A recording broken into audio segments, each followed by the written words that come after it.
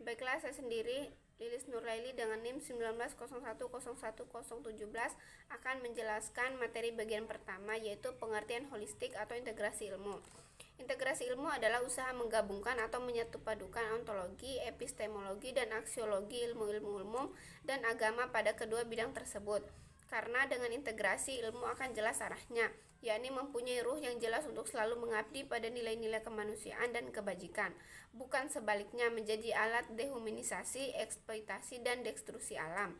Dalam perspektif epistemologi Islam, pada dasarnya Islam tidak mengenal adanya dikotomi ilmu. Hal ini didasarkan atas Universitas Islam sendiri yang ajarannya mencakup semua aspek kehidupan, dan ini sejalan dengan fungsi Al-Quran sebagai rahmat bagi semesta alam.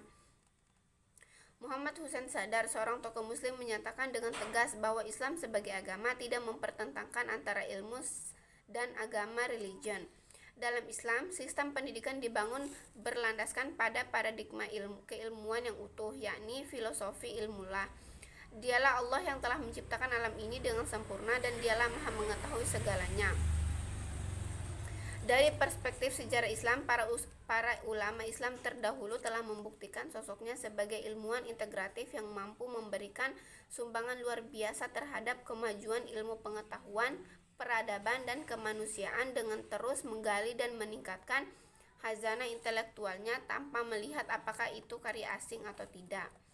Dari uraian di atas dapat disimpulkan bahwa yang menjadi substansi sentral dari pelaksanaan integrasi ilmu adalah meletakkan prinsip-prinsip tauhid sebagai landasan epistemologi ilmu pengetahuan dan tidak mengadopsi begitu saja ilmu-ilmu dari barat yang bersifat sekuler, materialistis, dan rasional empiris. Dalam hal ini, Islam memandang ilmu tidaklah bebas nilai, namun syarat dengan nilai-nilai ketuhanan dan nilai-nilai kemanusiaan. Yang kedua adalah tujuan holistik atau integrasi ilmu. Membicarakan tentang integrasi berarti berupaya untuk memadukan antara sains dan agama untuk menciptakan format baru hubungan sains, ilmu pengetahuan, dan Islam dalam upaya membangun kembali sains Islam yang selama ini dipandang tidak ada. Agama dan sains berbeda dalam metodologi ketika keduanya mencoba untuk menjelaskan kebenaran. Yang pertama adalah Islam adalah agama yang memerintahkan umatnya untuk menjadikan ajaran agama Islam dengan sumber utamanya sebagai rahmatan lil alamin. Yang kedua, sedangkan yang terjadi pada intelektual spiritual barat menurut Hussein Nas itu disebabkan karena barat telah menduniawikan atau mensekulerkan pengetahuan dan kehilangan kontak dengan yang metafisik.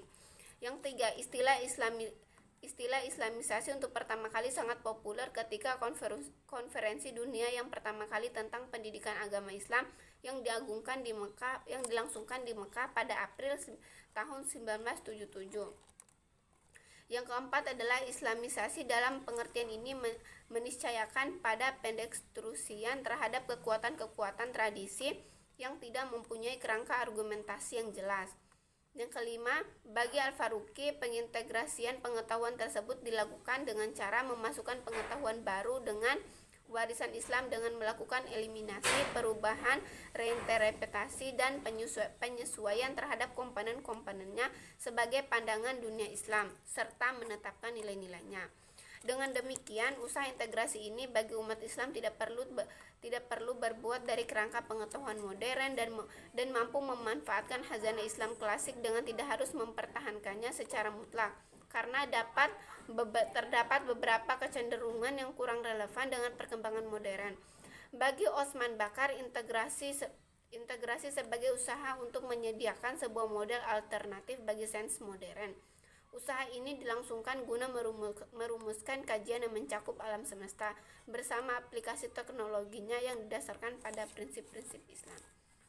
Baik, saya sebagai pemateri kedua akan menyampaikan tentang prinsip integrasi ilmu, kemudian faktor penghambat dan pendukung integrasi ilmu, dan juga langkah-langkah integrasi ilmu.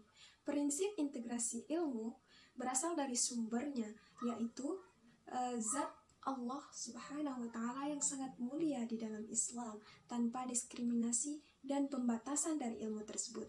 Dalam kitab suci Al-Quran dijelaskan pada ayat yang pertama kali turun, yaitu Iqra, bacalah.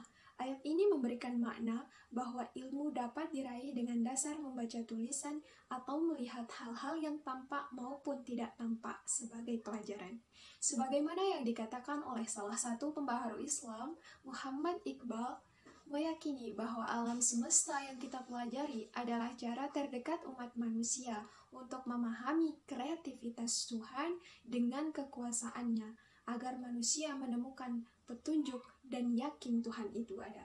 Fenomena alam sebagai ayat-ayat kauniyah dan kitab suci Al-Quran sebagai ayat-ayat qauliyah yang kedua-duanya merupakan ilmu yang sangat berharga untuk dikaji lebih dalam. Sebagaimana yang dilakukan oleh para ilmuwan bahwa tujuan utama dilakukannya islamisasi ilmu atau integrasi ilmu adalah untuk mengembalikan umat manusia dalam meningkatkan ketakwaan pada Tuhan sebagai pemilik ilmu dan memahami dengan sungguh-sungguh eksistensinya. Hal tersebut dilakukan dengan melepaskan pengaruh-pengaruh sekularisme. Sekularisasi menjadi permasalahan penting dalam keagamaan. Dr. Zubaidi berpendapat dalam bukunya Islam, Benturan dan Peradaban membagi sekularisasi menjadi dua, yaitu sekularisasi objektif bersifat konkret dan radikal yang ditandai dengan pemisahan bidang agama ruhaniyah dan bidang agama jasmaniyah. Contohnya, dalam kehidupan bangsa barat yang memiliki pengalaman negatif